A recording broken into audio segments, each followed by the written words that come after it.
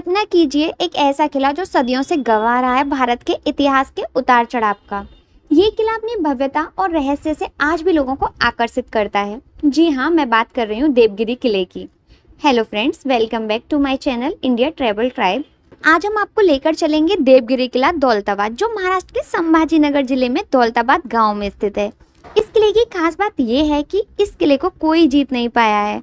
तो इस वीडियो में मैं आपको दौलताबाद फोर्ट के बारे में पूरी जानकारी दूंगी। मैं कोशिश करूंगी ये वीडियो देखने के बाद आपको गाइड की ज़रूरत ना पड़े।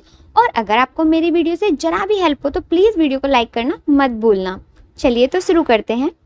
इस फोर्ट को 1187 में राजा भिल्लम यादव, जो कि एक हिंदू राजा थे, मतलब करीब आज से 900 साल पहले, सुरक्षा के लिए बनवाया था। यादव घराना उत्तर भारतीय भगवान श्री कृष्ण के वंशज होते थे। ये उत्तर भारत से दक्षिण भारत आए और दक्षिण भारत में सबसे बड़ा साम्राज्य था चालुक्य कल्याणी का। कुछ समय बाद यादव वंश ने खुद का साम्राज्य स्थापित किया। इस साम्राज्य को नाम दिया देवगिरी साम्राज्य। उस जमाने का देवगिरी साम्राज्य मध्य प्रदेश, महाराष्ट्र, कर्नाटक से मिलकर बनता था और ये तीनों एरिया अलग अलग चीज़ों के लिए फेमस थे। जैसे मध्य प्रदेश डायमंड माइन के लिए, महाराष्ट्र बिजनेस के लिए और कर्नाटक गोल्ड माइन के लिए। तो ये एरिया काफ़ी धन संपदा से काफ़ी संपन्न होता था, इसलिए यहाँ पर दुश्मन के काफ़ी हमले होते थे। दुश्मन हमला करके धन संपत्ति लूट लेते थे और अपना कब्जा कर लेते थे। ये समस्या राजा भिल्लम यादव को पता चली, तब उन्होंने ये अभेद किले का निर्माण कराया। अभेद या अजय किला, मतलब जिस किले को लड़ाई करके जीता नहीं जा सकता या लड़ाई होती ना हो। चलिए तो मैं आपको बताती हूँ कि आप दौलताबाद फोर्ट कैसे जा सकते हैं। दौलताबाद फोर्ट पहुंचने के लिए आपको संभाजीनगर सेंट्रल बस स्टैंड से बैरुल जाने वाली स्मार्ट सिटी बस मिल जाएगी, जो आपको दौलताबाद फोर्ट छोड़ देगी। संभाजीनगर सेंट्रल बस स्टैंड से दौलताबाद फोर्ट की दूरी करीब 15 किलोमीटर है। अगर आप अपने प्राइवेट व्हीकल से आते हैं तो दौलताबाद किले के पास में ही एक पे एंड पार्क की सुविधा भी आपको मिल जाएगी, जिसमें पार्किंग का चार्ज 4 व्हीलर के लिए 50 रुपये है, वहीं 2 व्हीलर के लिए 20 रुपये है। फोर्ट में एंट्री करते ही थोड़ा आगे चलकर लेफ्ट साइड में आपको टिकट काउंटर दिख जाएगा। यहाँ से आप फोर्ट की एंट्री टिकट ले सकते हैं, जो 25 रुपये पर पर्सन है। वहीं अगर आपके साथ कोई बच्चा है जिसकी उम्र 15 साल या 15 साल से कम है तो उसके लिए एंट्री फ्री है। अब हम बात करते हैं इस किले के बारे में। तो इस किले की खास बात यह है कि इस किले में एंट्री करने के लिए सिर्फ एक ही रास्ता है, क्योंकि 3 साइड से ये किला पहाड़ी से घिरा हुआ है। 3 साइड की पहाड़ी इस किले की भगवान की तरह रक्षा करती है, इसलिए इस किले का नाम देवगिरी किला रखा गया। इस किले की सुरक्षा के लिए किले में 7 दीवारें बनाई गई हैं, जिनमें से 5 दीवारें जमीनी किले पर हैं और 2 दीवारें पहाड़ी किले पर हैं। वहीं इस किले को बनाने के लिए करीब 237 साल लगे। जब आप इस किले में एंट्री लेंगे तो सबसे पहले वाले एंट्री गेट पर, जो लकड़ी का काफी बड़ा दरवाजा है, इस पर काफी बड़ी बड़ी लोहे की कीलें लगी हुई हैं। ये कीलें फोर्ट की सुरक्षा के लिए होती थी, क्योंकि जब कोई भी दुश्मन हमला करता था तो इन बड़े दरवाजों को तोड़ने के लिए हाथी का सहारा लिया जाता था। लेकिन दुश्मन भी चालाक हुआ करते थे, तो वो हाथी के सूंड में लकड़ी का गट्टा देते थे, जिससे हाथी उस लकड़ी के गट्टे से दरवाजे को हिट करे। लेकिन गेट के सामने ही दीवार है, जिसका डिस्टेंस गेट से बहुत कम है, तो अगर हाथी दरवाजे को तोड़कर पूरे प्रेशर से अंदर आने पर दीवार से टकरा जाता था, तो इस तरह या तो हाथी मर जाता था या कुछ दिनों बाद हाथी पागल हो जाता था। अगर दुश्मन इस बड़े गेट से अंदर आ भी जाता है तो दुश्मन को रोकने के लिए कई अलग अलग ट्रिक्स यूज की जाती थी। जैसे अगर दुश्मन यहाँ आ गया है तो ये एरिया चारों तरफ से दीवार से घिरा हुआ है, तो दीवार के ऊपर जो ब्लॉक्स बने हुए हैं वहां से किले के सैनिक इन दुश्मनों को घेर कर मार देते थे। वहीं जो कुछ दुश्मन के सैनिक बच जाते थे वो किले से जान बचाकर भागने के लिए अल्टरनेटिव खोजते थे। तो किले के दूसरे एंट्री गेट के अपोजिट में अल्टरनेट दरवाजा है। जैसे ही दुश्मन इस अल्टरनेटिव दरवाजे से जाता है तो ये रास्ता 1 किलोमीटर तक जाएगा और 1 किलोमीटर के बाद इस रास्ते को बंद कर दिया गया है।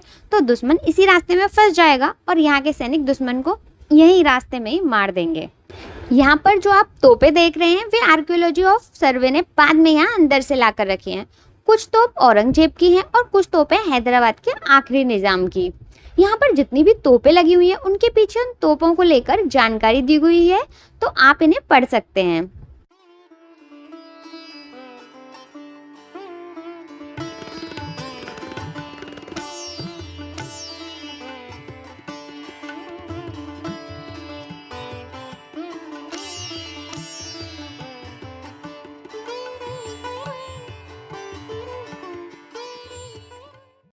आप जो सामने सबसे बड़ी कैनन रखी हुई देख रहे हैं, ये कैनन कॉपर की है और और ये कैनन औरंगजेब के टाइम की है। इसके ऊपर ही औरंगजेब का नाम भी लिखा हुआ है, जो पर्शियन लैंग्वेज में है। पर्शियन लैंग्वेज जिसे फारसी लैंग्वेज भी कहा जाता है, यही लैंग्वेज उस टाइम पर मुगल बोला करते थे।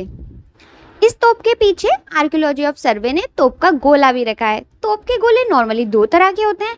एक तो लोहे का होता था, जो बाहर से दीवार को तोड़ने के लिए यूज होता था, और पत्थर का गोला किले के सैनिक बाहर के दुश्मनों को मारने के लिए यूज करते थे। क्योंकि पत्थर का गोला जब कैनन से चलाया जाता था तो वो कई टुकड़ों में बंटकर कई दुश्मनों को मारता था। इस किले में जो दरवाजे हैं वो एक दूसरे के सामने नहीं है, मतलब जब आप दरवाजे से एंट्री लेंगे तो सामने आपको दीवार दिखेगी। तो अगर दुश्मन एक दरवाजे से अंदर आ भी जाता है और दूसरे दरवाजे को तोड़कर अंदर जाता है तो उसे सामने दीवार दिखती है, और अंदर की तरफ राइट साइड में भी दीवार ही दिखाई देगी।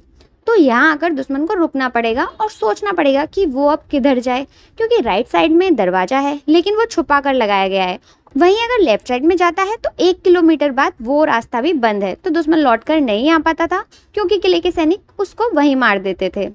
इस जगह पर भी दुश्मन पर हमला किया जाता था। यहाँ पर भी कुछ दुश्मन मार गिराए जाते थे और कुछ लोग बचकर आगे निकल जाते थे। किले पर चढ़ने के लिए दुश्मन घोड़ों का यूज करते थे, तो घोड़े किले पर ना चढ़ पाएं, इसलिए यहाँ पर रास्ते में चिकने पत्थर लगाए जाते थे, जिससे घोड़े यहीं फिसल कर गिर जाएं। और उसी टाइम ऊपर से पत्थर के गोले लुढ़काए जाते थे, जिससे रास्ते में ही कई सैनिक मर जाया करते थे। जब आप अंदर जाएंगे तो राइट साइड पर मंदिर हुआ करता था, जिसे बाद में अलाउद्दीन खिलजी ने रूम्स में कन्वर्ट कर दिया। लेफ्ट साइड में सरस्वती स्टेप बेल्स है। उस टाइम पर यहाँ बारिश का पानी स्टोर करके उस पानी का घर में यूज करते थे। इस टाइप की सीढ़ियों वाले कुएं आपको ऑल ओवर इंडिया में देखने को मिल जाएंगे। जब मोहम्मद तुगलक ने इसको अपनी राजधानी बनाया तो कई खास लोगों को इस किले में बसाया। उनकी सेफ्टी के लिए यहाँ पर इस तरह के छोटे छोटे रूम बने हुए हैं। ये रूम्स उस टाइम पर चेक पोस्ट हुआ करती थी। हर 50 मीटर 100 मीटर के बाद इस तरह की आपको चेक पोस्ट देखने को मिल जाएंगी। इस किले में उस टाइम पर काफ़ी लोग रहते थे, तो उनके लिए पानी की कमी ना हो इसलिए यहाँ पर काफ़ी बड़ा वाटर स्टोरेज बनाया गया था, जिसे आप हाथी हौज के नाम से यहाँ देख सकते हैं। हाथी हौज से जब आप आगे जाएंगे तो लेफ्ट साइड में भारत माता का मंदिर है। ये मंदिर किले का सबसे बड़ा मंदिर है। यादव टाइम पर ये जैन मंदिर हुआ करता था, लेकिन अलाउद्दीन खिलजी के टाइम पर इस मंदिर को मस्जिद में कन्वर्ट किया गया। मंदिर की छत पर गुम्बद बना दी और इसको एक लुक दे दिया मस्जिद का। आधा मंदिर और आधा मस्जिद होने की वजह से बाद में यहाँ कंट्रोवर्सी होने लगी। तब सरकार ने इसका सोल्यूशन ये निकाला कि भारत माता सबके लिए एक है, तो इस मंदिर में भारत माता की मूर्ति रख दी। इस किले में चांद मीनार है, जो दूर से ही आपको दिखेगी। इसके टॉप पर पीतल का चांद बना हुआ है, इसलिए इसको चांद मीनार नाम दिया है। चांद मीनार या चांद की मीनार भारत के दौलताबाद में एक मध्ययुगीन मीनार है। इसे 1445 में एक बहमनी गुलाम ने बनवाया था, और इस बहमनी सल्तनत के सुल्तान अलाउद्दीन अहमद शाह की 1443 में विजयनगर साम्राज्य के खिलाफ जीत की याद में बनवाया गया था। चांद मीनार दिल्ली के कुतुब मीनार से मिलती जुलती है। इन दोनों मीनार में कई डिफरेंसेस हैं, जैसे कुतुब मीनार की हाइट 72.5 मीटर है, जबकि इसकी 70 मीटर मतलब करीब 2.5 मीटर का अंतर है। इसमें 3 बालकनी है, जबकि कुतुब मीनार में 5 बालकनी है। कुतुब मीनार लाल पत्थर से बनाई गई है, जबकि चांद मीनार बेसाल्ट पत्थर से बनाया है, जो काला होता है। लेकिन बाद में इसको सुंदर दिखाने के लिए गुलाबी शहर के गुलाबी रंग से कलर कर दिया गया। पिछले 15 साल में आर्कियोलॉजी ऑफ इंडिया ने इसमें कई मरम्मत की है और उसे हाइड करने के लिए गेरुआ रंग से कलर कर दिया है। 1996 में इस मीनार से कूदकर एक लड़के ने सुसाइड कर लिया था, तब से इसको बंद कर दिया गया है। चांद मीनार के सामने ही कैनन गैलरी है, जो 2019 में आर्कियोलॉजी ऑफ सर्वे ने इनॉग्रेट किया। यहाँ आपको 53 कैनन देखने को मिल जाएंगी। इस फोर्ट में टोटल 269 कैनन है, जिनमें से कुछ आपको नीचे देखने को मिल जाएंगी, कुछ ऊपर देखने को मिल जाएंगी, जबकि कुछ कैनन स्टोर में रखी हैं। यहाँ पर आपको 3 खास कैनन देखने को मिलेंगी, जो 3 अलग अलग रूलर की हैं। राइट साइड में जो सबसे पहले कैनन है, ये औरंगजेब के टाइम की है। ये कैनन कॉपर की बनी है और इस पर फारसी में औरंगजेब का नाम भी लिखा हुआ है। दूसरी कैनन हैदराबाद के निजाम की है, जो पीतल की बनी हुई है, जबकि तीसरी वाली cannon Dutch East India Company की है, जो कॉपर और टीन की बनी हुई है। और यहाँ पर जो बाकी कैनन रखी हुई हैं, वो सब लोहे की बनी हुई है। चांद मीनार के बराबर से एक रास्ता गया है, जो म्यूजियम की तरफ जाता है। इस म्यूजियम में आपको इस किले के और इस किले में जो जैन मंदिर था और जो हिंदू मंदिर थे, उनके कई अवशेष देखने को मिलेंगे। यहाँ पर जो मूर्तियों के अवशेष हैं या जो जैन मंदिर की मूर्तियों के अवशेष हैं, वे काफ़ी छोटे छोटे और काफ़ी अच्छे से कटिंग करके बनाए हुए थे, और कई ऐसे अवशेष भी हैं जिनकी कलाकृति देखने लायक है।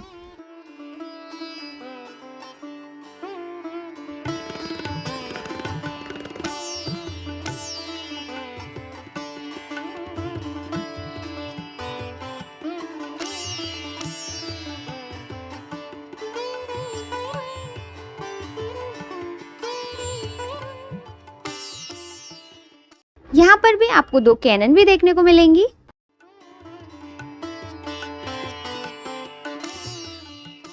म्यूजियम देखने के बाद आप किले वाले रास्ते पर आ जाएंगे। इस रास्ते पर थोड़ा आगे चलकर लेफ्ट साइड में आपको वॉशरूम की सुविधा मिल जाएगी। यहाँ पर पीने के पानी की भी सुविधा है, लेकिन जब मैं गई थी तो यहाँ पानी नहीं था। तो जब भी आप इस किले में ऊपर जाएं तो अपने साथ पानी जरूर लेकर जाएं, क्योंकि ऊपर पीने के पानी की कोई सुविधा नहीं है और ऊपर जाते जाते आपको प्यास कंफर्म लगने लगेगी। थोड़ा आगे चलकर राइट साइड में हेमाडपंथी मंदिर है। ये मंदिर काफ़ी अच्छा बना हुआ है अंदर से, और इसके पिलर्स पर काफ़ी अच्छी कार्विंग है, लेकिन इस मंदिर में भी कोई भगवान की मूर्ति नहीं है। ये जो आप सामने देख रहे हैं, ये किले का तीसरा दरवाजा है, जिसे कालकोट नाम से जानते हैं। काल मतलब मौत का देवता। जब दुश्मन के सैनिक इस दरवाजे को पार करके अंदर आते थे तो उन्हें अंदर आने के बाद 2 दरवाजे देखने को मिलते थे, एक लेफ्ट साइड में और एक राइट साइड में। आप जो लेफ्ट साइड में देख रहे हैं, यहाँ पर भी एक बड़ा दरवाजा हुआ करता था, लेकिन किला ऊपर लेफ्ट साइड में है तो दुश्मन के सैनिक नॉर्मली सोचते थे कि किले का दरवाजा भी लेफ्ट साइड में होगा, जबकि रियल दरवाजा राइट साइड वाला था। लेकिन एक्चुअली में किले का लेफ्ट साइड का दरवाजा दुश्मन को कंफ्यूज करने के लिए था। जब सैनिक लेफ्ट साइड का दरवाजा तोड़कर अंदर जाते थे तो उन्हें सामने दीवार देखने को मिलती थी, और इतनी देर में किले के सैनिकों को काफ़ी टाइम मिल जाता था अपने दुश्मन के सैनिकों को मारने के लिए, इसलिए इसे कालकोट नाम दिया गया था। थोड़ा आगे चलकर लेफ्ट साइड में आपको चीनी महल दिखेगा। ये जो अभी खंडर की तरह दिख रहा है, ये शाहजहां ने अपने रहने के लिए बनवाया था। तब ये चीनी मिट्टी का बनाया गया था, इसलिए इसे चीनी महल नाम दिया गया। बाद में शाहजहां के बेटे औरंगजेब ने इसे जेल बना दिया। गोलकोंडा किला है हैदराबाद में, जिस पर औरंगजेब ने अपना कब्जा किया था। वहाँ का जो आखिरी राजा था अबुल हसन कुतुब शाह, उसको यहाँ लाकर रखा था। 12 साल तक वो इस जेल में कैद रहा और लास्ट में उसकी मौत यहीं पर हुई।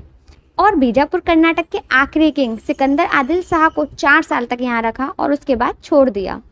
अभी ये किला खंडर में बदल चुका है और इसके दीवारों से पत्थर गिर रहे हैं, इसलिए आर्कियोलॉजी सर्वे ने इसे टूरिस्ट के लिए बंद किया हुआ है।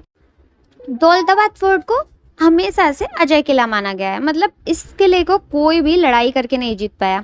यहाँ तक कि 4 बार अकबर ने भी इस किले पर चढ़ाई की थी, लेकिन वो भी ये किला नहीं जीत पाया। ये किला जीता नहीं गया, लेकिन एक राजा से दूसरे राजा के पास गया, वो भी कई बार रिश्वत और धोखे से। 1296 ईस्वी में अलाउद्दीन खिलजी ने इस किले की घेराबंदी की करीब 6 महीने के लिए। अलाउद्दीन खिलजी ने इस किले की जानकारी इकट्ठी की और उसको ये समझ आ गया था कि युद्ध करके इस किले को जीता नहीं जा सकता। तब अलाउद्दीन खिलजी ने इस किले के किलेदार को रिश्वत दी। रिश्वत लेने के बाद किलेदार ने राजा रामदेव राय को धोखा दिया और खाने के भंडार की जगह किले में नमक भरा गया, जिसकी वजह से किले में खाने की कमी हो गई और मजबूरन राजा रामदेव राय को अलाउद्दीन खिलजी के साथ समझौता करना पड़ा। और समझौते में 600 मन सोना, 7 मन मोती, 2 मन हीरे मनिक और लाखों रुपए की लूट के बाद 51 ऊंट पर लाद कर दिल्ली लेकर गया अलाउद्दीन खिलजी। रामदेव के बाद शंकरदेव और हरपाल देव देवगिरी के राजा बने, और राजा बनने के बाद दिल्ली को पैसा देना बंद कर दिया। और फिर अलाउद्दीन और उसके बेटे कुतुबुद्दीन मुबारक ने सन 1307 और 1314 में धोखे से 2 बार फिर आक्रमण किया और हरपाल देव की जिंदा खाल खिंचवा कर मार डाला, और इसी के साथ देवगिरी से हिंदू नरेशों का सत्ता का अंत हुआ। और फिर देवगिरी का नाम बदलकर कर दिया कुतुबाबाद। अलाउद्दीन खिलजी के बाद दिल्ली में तुगलक वंश आया। तब मोहम्मद बिन तुगलक ने अपनी राजधानी दिल्ली से इस किले में लाई, क्योंकि उस टाइम पर दिल्ली पर मंगोले लोग जो चंगेज खान के वंशज थे हमला कर रहे थे। इसलिए तुगलक ने सोचा इनसे बचने के लिए राजधानी दिल्ली से दूरी सेफ्टी के पर्पज से और सेंट्रल लोकेशन में हो, जहां नॉर्थ और साउथ दोनों को कंट्रोल किया जा सके। और तब इस जगह का नाम देवगिरी से हटाकर दौलताबाद कर दिया गया, ये सोचकर कि यहाँ पर दौलत इकट्ठी होगी और ये दौलत का शहर होगा। इसका नाम रख दिया गया दौलताबाद, और फोर्ट हो गया दौलताबाद फोर्ट। 10 साल के बाद कई कारणों की वजह से तुगलक को वापस दिल्ली को ही अपनी राजधानी बनानी पड़ी। इसके बाद में मलिक अंबर ने अहमदनगर से कैपिटल फोर्ट में शिफ्ट किया था। जब मलिक अंबर का बेटा फतेह खान जब इस किले का इंचार्ज था, तब शाहजहां ने फोर्ट की घेराबंदी की और पैसे देकर ये किला अपने कब्जे में ले लिया। शाहजहां के बाद औरंगजेब, औरंगजेब के बाद हैदराबाद का निजाम, हैदराबाद के निजाम ने एक समझौता किया और ये किला पेशवा को दे दिया। 3 साल के बाद पेशवा ने ये किला बेच दिया हैदराबाद के निजाम को। 1948 में निजाम ऑफ हैदराबाद ने ये किला इंडियन गवर्नमेंट को सरेंडर किया। गवर्नमेंट ने ये किला 1952 में आर्कियोलॉजी ऑफ इंडिया को ट्रांसफर कर दिया। हमारे इतिहास में इस किले को लेकर किसी भी युद्ध के बारे में नहीं बताया गया, इसलिए इस किले को अजय किला कहा जाता है। यहाँ आगे जाकर आपको किले की सबसे बड़ी तोप देखने को मिलेगी, जिसका नाम है मेढा तोप। इस तोप पर पीछे भेड़ का मुंह बना हुआ है। ये तोप 5 धातुओं की बनी हुई है। आग जलाने पर भी ये तोप गर्म नहीं होती थी। इस तोप से कंटिन्यू फायर किया जा सकता था। इस तोप का वेट 14 टन और रेंज 9 किलोमीटर है। ये तोप 180 डिग्री पर घूम सकती थी। ये तोप औरंगजेब के समय की बनी हुई है, इसलिए इस तोप पर औरंगजेब का नाम फारसी में लिखा हुआ है। इस किले के चारों तरफ खाई है जो 2 किलोमीटर का घेरा बनाए हुए है। ये खाई 50 फीट गहरी है। उस टाइम पर किले के सिपाही आने जाने के लिए लेदर ब्रिज का यूज करते थे। बाद में ब्रिज को निकालकर व्हील पर रोल कर लिया जाता था। उस ब्रिज के चले जाने के बाद यहाँ पर एक पत्थर का ब्रिज बनाया गया जो कि बहुत पतला है, जिसमें एक ही आदमी अंदर आया जा सकता था और इस ब्रिज से टूरिस्ट को आने जाने के लिए बहुत दिक्कत का सामना करना पड़ता था। इसलिए गवर्नमेंट ऑफ इंडिया ने लोहे का ब्रिज 1952 में बनाया, जो काफी मजबूत है। ये जो नीचे पत्थरों का ब्रिज था, इसके सॉलिड होने की वजह से इसका किले से कनेक्शन तोड़ना बहुत मुश्किल होता था। इसलिए युद्ध के टाइम पर इस खाई में जल का स्तर बढ़ा दिया जाता था, जिससे ये ब्रिज दिखे ना, और इस खाई के पानी में जहरीले सांप और खूंखार मगरमच्छ छोड़ दिए जाते थे, जिससे दुश्मन इसे तैर कर भी पार ना कर पाए। यहीं से आप पहाड़ की कटिंग देख सकते हैं। जब ये पहाड़ काटा गया तो कोशिश की गई ये पहाड़ चिकना कटे, जिससे दुश्मन पहाड़ी छिपकली का यूज ना कर सके और खुद चढ़कर इस किले का फ्लैग चेंज ना कर पाए। चलिए तो भूल भुलैया में चलते हैं, जिसे अंधेरे का रास्ता भी बोलते हैं। जब दुश्मन यहाँ तक आ भी जाता था तो दुश्मन को कंफ्यूज करने के लिए एक अंधेरे वाला रास्ता बनाया गया, और जब दुश्मन इस भूल भुलैया में घुस जाता था तो उसे अंदर अंधेरा होने की वजह से कुछ नहीं दिखता था। वहीं इस भूल भुलैया के रास्ते कंफ्यूज करने वाले होते थे, तो दुश्मन यहाँ आकर फंस जाता था और किले के सैनिक अंदर इस भूल भुलैया में छिपे रहते थे, जो दुश्मन को यहीं मार देते थे और दुश्मन की लाश को इस खाई में मगरमच्छ को खाने के लिए फेंक दिया जाता था। अब तो इस भूल भुलैया में लाइट लगा दी गई है, लेकिन पहले यहाँ बहुत अंधेरा रहता था। यहाँ सीढ़ियों से आगे जाकर गणेश जी का टेम्पल है, जिसे पुणे के रूलर पेशवा ने इसे रिस्टोर कराया था, क्योंकि गणेश जी पेशवा के कुल देवता थे। यहाँ से सीढ़ियों से ऊपर जाकर एक महल है जिसका नाम है बारादरी। इस महल में 12 रूम्स और 12 खिड़कियां हैं, इसलिए इस महल को बारादरी नाम दिया है।